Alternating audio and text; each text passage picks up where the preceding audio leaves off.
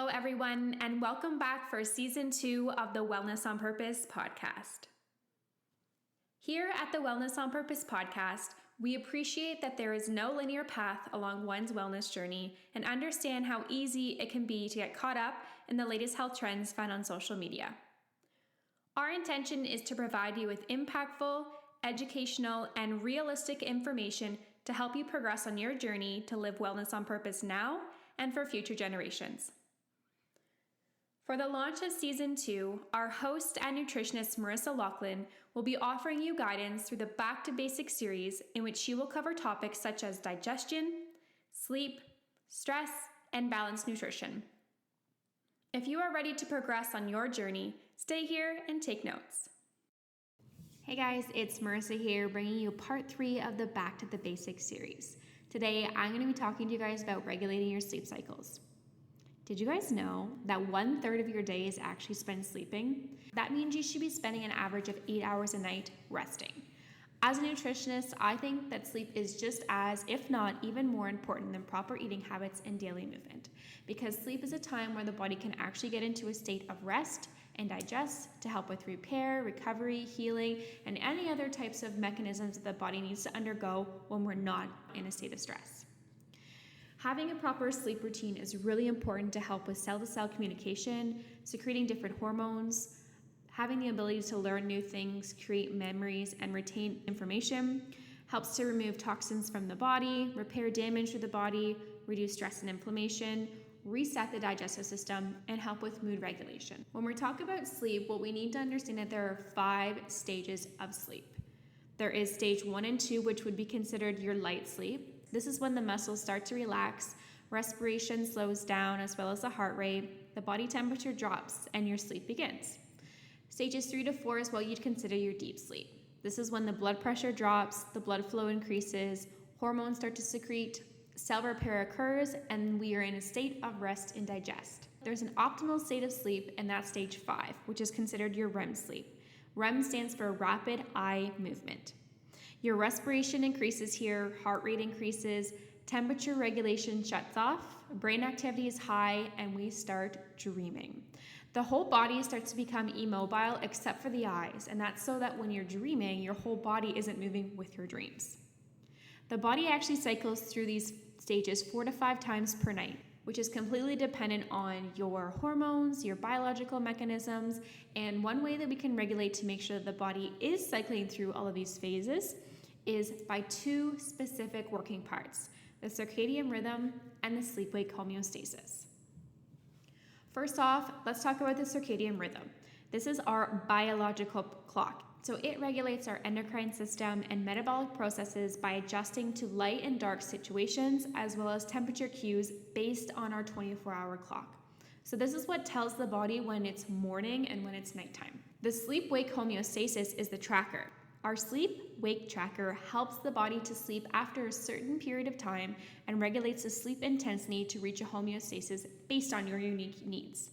As I said, with the amount of hours that you require for a rest stage, it can be completely dependent on your lifestyle and dietary habits. To regulate these 2 working parts, the body requires 4 important pieces. The first thing I want to talk about is melatonin. When darkness is present, the pineal gland is activated to secrete melatonin. Once entered into the bloodstream, the body starts to prepare for its sleep cycles. This happens around sunset when the sun goes down, usually around 9 p.m., and the body starts to wind down and relax for the night. Any and all light inhibits the production of melatonin, resulting in a rhythm imbalance.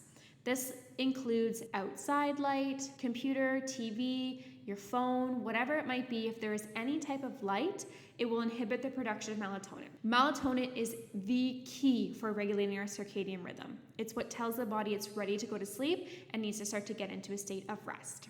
Blue light blocking glasses have become very popular because when we are working on our computers or reading or having some type of stimulation, the blue light that's being reflected off of the electronics is what's inhibiting the melatonin to be produced, which is why so many people struggle with sleep issues. As a nutritionist, I tell my clients it's really important to take 1 hour before your optimal bedtime to shut off all screens and all lights to really settle in for relaxation. Yes, you can still read or have a dimmed light, but any type of direct light will really impact your sleep overall, not just for one night, but for several nights. Once the circadian rhythm is out of whack after one day, it will continue to do that until you start to fix the problem. And unfortunately, sometimes it can be that overstimulation from lights that is really impacting the melatonin production. The next cofactor to a healthy circadian rhythm is 5-HTP.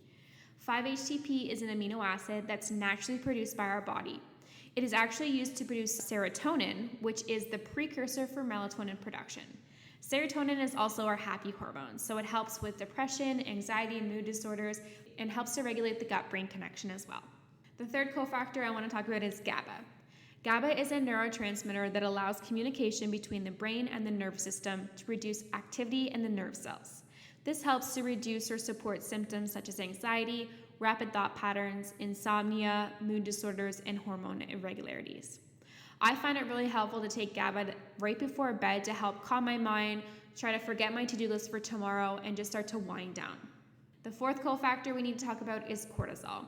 So this works the opposite of the three that help with sleep. This one actually helps with the morning time.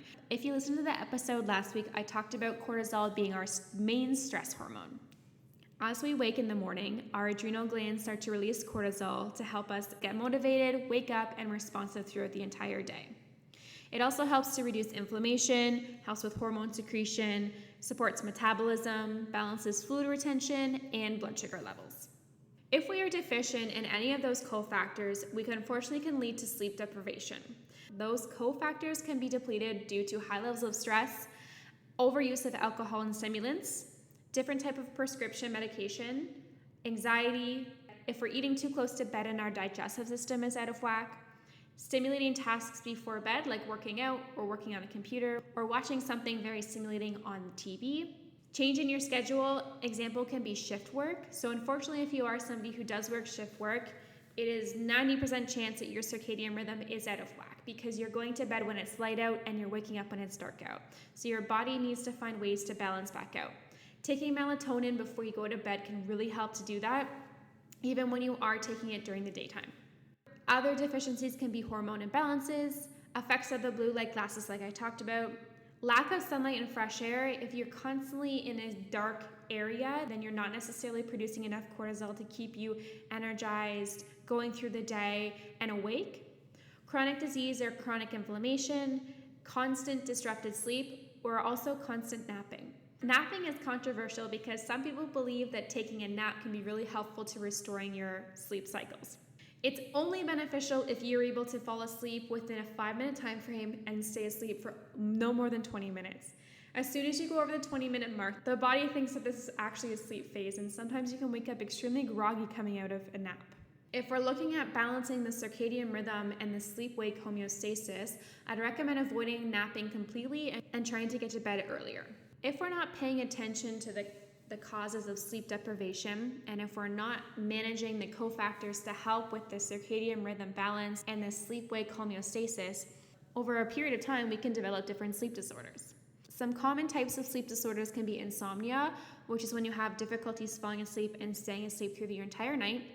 Sleep apnea, in which you can experience abnormal patterns in breathing while you're asleep. Restless leg syndrome, which is a type of sleep movement disorder where you have the urge to move your legs while you're sleeping. Narcolepsy, which is a condition by extreme sleepiness through the day and falling asleep suddenly without any cues. Jet lag, which really only happens when we're flying, and right now, unfortunately, not many people are flying. And then shift work disorders. So if you are somebody who flops back and forth for shift work, sometimes it can be very hard to regulate the circadian rhythm if you're deficient in any of the cofactors. So, how can we get back to regulating the circadian rhythm, the sleep-wake homeostasis, and making sure that our cofactors are thriving to help us with a healthy sleep routine? Let's talk about having a healthy daily routine. If you listen to the last 2 episodes of the Back to Basics series, I talked about how important a healthy routine is to optimizing your digestion and to help reduce your stress levels. So first and foremost, the most important daily routine that you should follow to help to regulate this circadian rhythm and the wake-sleep homeostasis is having a regular sleep schedule. Rise and fall at the same time every single day, even on your days off. Don't let the body question routine. Get up, Go to bed, same time, no ifs, ands, or buts. Meditate. This is a really great way to support the cofactors in helping to regulate the circadian rhythm because the body sees meditation as a state of rest. Reduce your stress. This is the leading cause of every single disease or imbalance in your lifestyle that can have a negative long-term effect. Movement. Movement is really important for helping to regulate circadian rhythm as it is an energizing and stimulating task. Try to avoid exercising too close to your bedtime as it can be overstimulating, which can then impact the cofactors that you need, such as melatonin production, 5-HTP, and GABA when you need to fall asleep. Limit or avoid napping. As I said, no more than 20 minutes if you need it, but try to stretch it out for the rest of the day. Get outside, go for a refreshing walk, splash some cold water on your face, and try to make it to the sunset.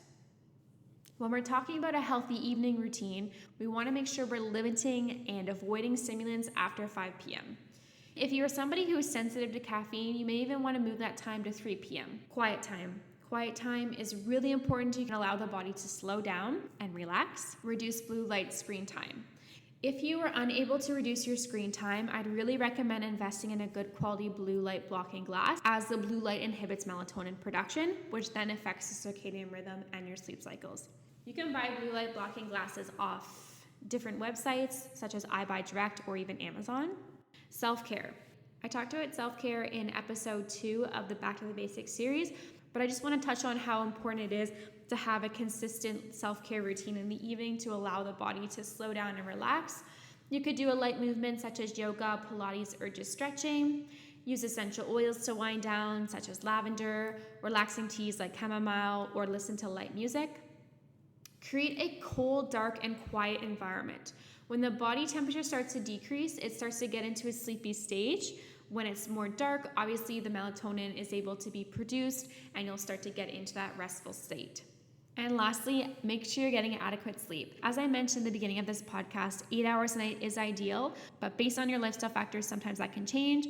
Some people thrive better on 6 hours, some people require 9, 10. It's completely dependent on your lifestyle. All right, next up, nourishing foods to help support the circadian rhythm and the sleep-wake homeostasis.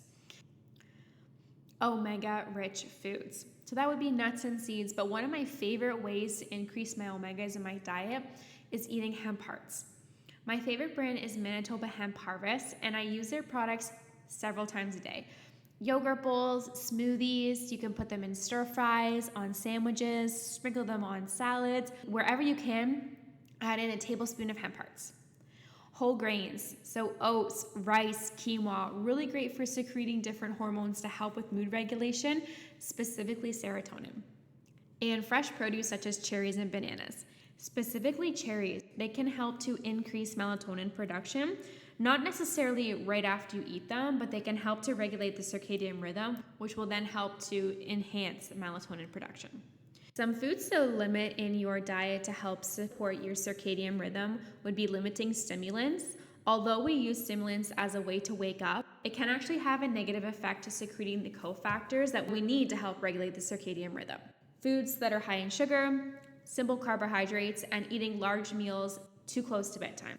A common reason that people actually tend to wake up in the middle of the night is actually due to hunger cues. If we eat food that is high in sugar or is a simple carbohydrate that converts the sugar in the body too close to bedtime, the body will have a blood sugar spike, and then sometimes that blood sugar drop happens in the middle of the night, and the body then requires a refueling. If you struggle with sleep disorders or your lifestyle is a reflection of many of the causes of sleep disorders, you can also look into taking additional sleep supporting supplements.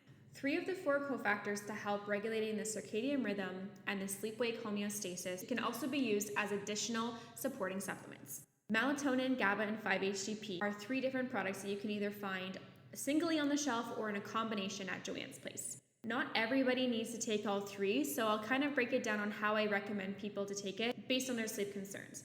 If you're somebody who has trouble falling asleep, or you work shift work, or you do not have a regular bedtime, I would recommend taking melatonin to help with getting into the routine of having a regular bedtime. If you're somebody who suffers with anxiety or rapid thought process before bed or in the middle of the night, I would recommend you to take GABA. If you're somebody who tends to wake up several times in the evening and not have rapid thought process, I would recommend you to take 5-HTP. This is a precursor to help with produce serotonin, which is the precursor to help produce melatonin, which will help you get back to sleep. As I mentioned, these are all available singly, or you can buy them in a combination formula. My favorite sleep product as a combination is AOR Ortho Sleep. This contains these cofactors as well as herbal remedies to help promote relaxation, fall asleep, and stay asleep. Another additional sleep supporting supplement I recommend is magnesium. I talked about this in episode 2 of the Back to Basics series when I talked about stress, because magnesium is one of the minerals that most people are deficient in. I recommend specifically taking magnesium bisglycinate because it helps to work specifically on muscle function. Taking magnesium before bed can help calm the muscles and allow the body to get in a more restful state. I recommend taking anywhere from 600 to 1,000 milligrams per night about half an hour before bed. If you're looking for a magnesium recommendation, check out the last episode on stress when I give the details on my favorite brands. The last additional sleep supporting supplements I recommend is actually herbal teas. Passion flower, valerian, catnip, chamomile, or lavender are my top favorite herbal remedies which help the mind and body relax. It's also a really great habit to have in your nightly routine. So let's recap on the importance of a proper sleep routine. Sleep is required for cell-to-cell communication, learning new things, creating memories, and retaining information, repair damage throughout the body, reduce stress, inflammation, allow the digestive system to reset, and help with mood regulation. When we're wanting to improve our sleep cycle, what we need to take into consideration are 2 working systems: the circadian rhythm, which is our biological clock, and the sleep-wake homeostasis, which is our tracker. This helps the body regulate when it needs to go to sleep and when it needs to wake up. There are 4 cofactors to helping regulate these 2 systems: melatonin, 5-HTP, GABA, and cortisol. When those 4 cofactors are deficient or not working optimally, we can run into sleep deprivation. When sleep deprivation goes for a long period of time and we're not paying attention to the cues that the body is experiencing, they can then lead to serious sleep disorders. To help bounce back and get away from the sleep disorders, we want to make sure we have a healthy morning and evening routine. We want to make sure we have proper nourishment, and we can also rely on supplements to help as additional support. If you guys have any questions or want any more recommendations on how to regulate your circadian rhythm and sleep-wake homeostasis, you can contact me directly at marissa@joannesplace.ca or connect with us through our website at www.joannesplace.ca. Thank you guys so much for joining me today for part 3 of the 4-part Back to the Basics series. I'll be back next week to talk to you guys about balancing your nutrition optimally. Thank you guys so much for tuning in. Please be sure to like, subscribe, comment, and share on social media that you're listening to the Wellness on Purpose podcast.